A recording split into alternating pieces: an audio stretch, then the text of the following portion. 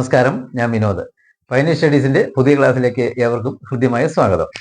നമ്മൾ കഴിഞ്ഞ ക്ലാസ്സുകളിൽ ഡയറക്ഷനുമായി ബന്ധപ്പെട്ട കുറേ ചോദ്യങ്ങൾ സോൾവ് ചെയ്തു അല്ലേ?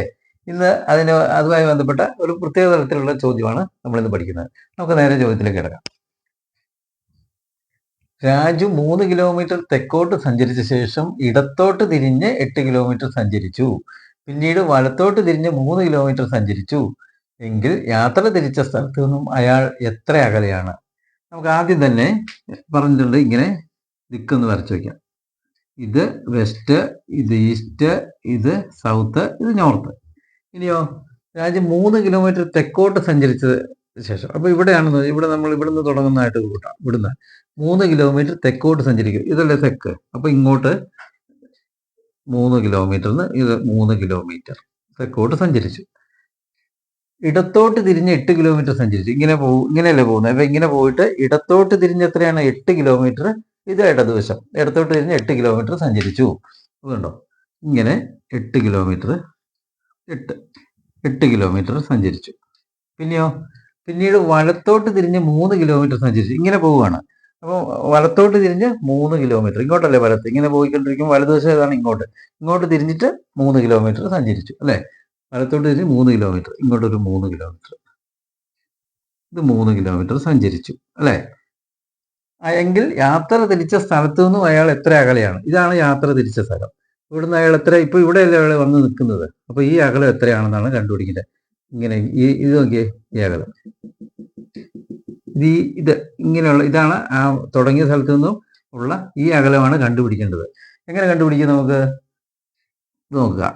അതിന് എളുപ്പവഴി, ഇത് ഇവിടം തൊട്ട് ഇതുണ്ട്, ഈ അളവ് എത്രയായിരിക്കും? ഇത് 3 കിലോമീറ്റർ ആണെങ്കിൽ ഈ നേരെ ഇവിടം വരെയുള്ള ഈ അളവ് എത്രയായിരിക്കും? 3 കിലോമീറ്റർ ആയിരിക്കും. അത് സംശയമില്ലല്ലോ. ഇനി അതുപോലെ തന്നെ ഈ ദൂരം എത്രയായിരിക്കും? ഇങ്ങനെ, കാരണം ഇത് 8 കിലോമീറ്റർ ആണെങ്കിൽ ഇത് 8 കിലോമീറ്റർ ആയിരിക്കുമല്ലോ. അപ്പൊ ഇതും 8 കിലോമീറ്റർ അല്ലേ? ഇത് 8 കിലോമീറ്റർ ആയിരിക്കും. ഇനിയോ, അപ്പൊ ഇത് നോക്കിക്കേ, ഇതൊരു മട്ടത്രികോണമല്ലേ?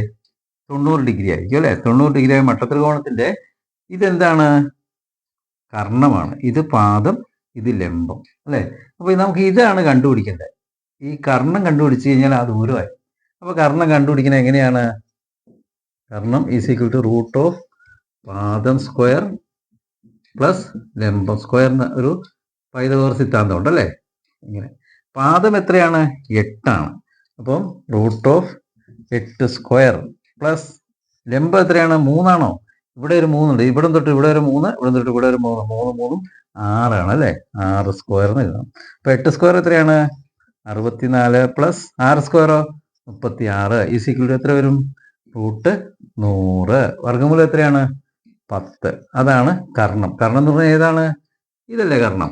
ഇതാണ് കർണം. ഇതാണല്ലോ അവര്, ഇപ്പൊ അയാൾ നിൽക്കുന്നു, അയാൾ തുടങ്ങിയ സ്ഥലം തമ്മിലുള്ള ദൂരം. അപ്പൊ ഈ കർണം കണ്ടുപിടിച്ചാൽ ആ ദൂരമായി 10 കിലോമീറ്ററിന് കിട്ടി. 10 കിട്ടി. ആൻസർ 10 ആണ്. അപ്പോൾ അയാൾ എത്ര കിലോമീറ്റർ അകലെയാണ്? 10 കിലോമീറ്റർ അകലെയാണെന്ന് കിട്ടും. അപ്പോൾ ഇതുപോലെ വന്നു കഴിഞ്ഞാൽ, ഇതുപോലെ ഒരു മട്ടത്രികോണത്തിന്റെ രൂപത്തിലേക്ക് ഇങ്ങനെ നമ്മൾ സാങ്കല്പികമായിട്ട് ഇങ്ങനെ വരച്ച് കഴിഞ്ഞിട്ട് നമുക്ക് ആ ഉത്തരം കണ്ടുപിടിക്കാനായിട്ട് സാധിക്കും. അപ്പോൾ നിങ്ങൾക്ക് ഇന്നത്തെ ക്ലാസ് ഇഷ്ടപ്പെട്ടെന്ന് കരുതുന്നു. ഇഷ്ടപ്പെട്ടെങ്കിൽ ലൈക്ക് ചെയ്യുക, ഷെയർ ചെയ്യുക, സബ്സ്ക്രൈബ് ചെയ്യുക, കമന്റ് ബോക്സിൽ അഭിപ്രായങ്ങൾ രേഖപ്പെടുത്തുക. അടുത്ത ക്ലാസ്സിൽ കാണുന്നവരെ ഏവർക്കും നന്ദി.